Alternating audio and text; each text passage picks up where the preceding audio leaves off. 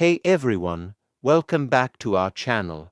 I'm Father Gustavo, and tonight, I have a terrifying tale that still grips my heart and chills my bones. This isn't just a story. It's a raw account of a night that changed everything for me. So grab a seat, dim those lights, and brace yourself, it's going to be a wild ride. It was a fog-laden evening at St. Gabriel's, where I've served for over 20 years.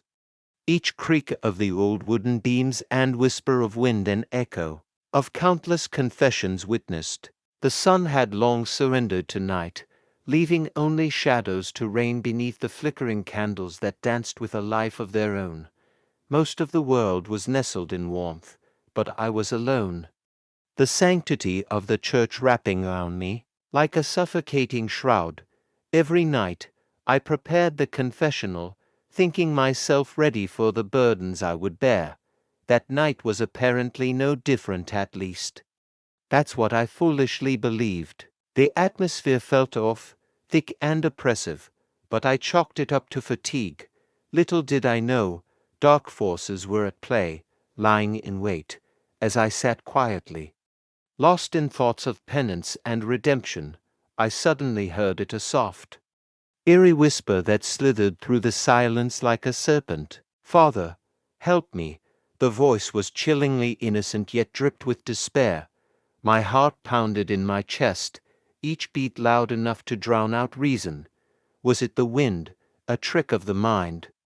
I felt paralyzed, the urge to flee screaming through my veins, yet I willed myself to move, drawn toward that cursed booth, each step echoing ominously like a funeral march. As I pulled the door open, an overwhelming sense of dread washed over me. The darkness inside felt alive, a choking presence that sent a shiver rippling down my spine. I called out, my voice barely a whisper, "Is anyone here?" That's when the whispers returned, weaving themselves around me like chains. "They're coming for me. Please, don't let them take me." The words were laced with urgency and desperation, soaking into my bones. It felt like the very walls of the booth were closing in, suffocating me under the weight of the unseen. I fought against the rising horror, digging deep into my faith, praying loudly, wishing to break the malevolent grip that encased me. But then, silence fell, absolute, bone-chilling silence.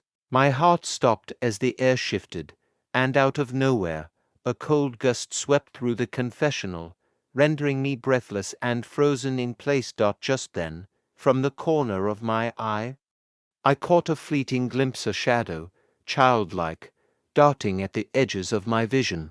Panic gripped me as I turned my head, only to be met with empty space, and the echo of soft, ghastly laughter that seemed to fill the air round me. That was the last night I ever dared to sit in that confessor's chair. As time passed, I'd hear more stories, each as horrifying as the last, of priests who had felt that same chill, heard those same whispers imploring for aid, tales of spirits bound to the church in anguish. So, the next time you find yourself in a church, take heed. Some confessions should remain undisturbed. If you want to delve deeper into these hair-raising experiences or have your own chilling accounts to share, please don't forget to like, share, and subscribe. And perhaps, next time, I'll share what happened after the lights dimmed and the shadows crept in. Stay vigilant, and pray you never hear those whispers hidden in the dark.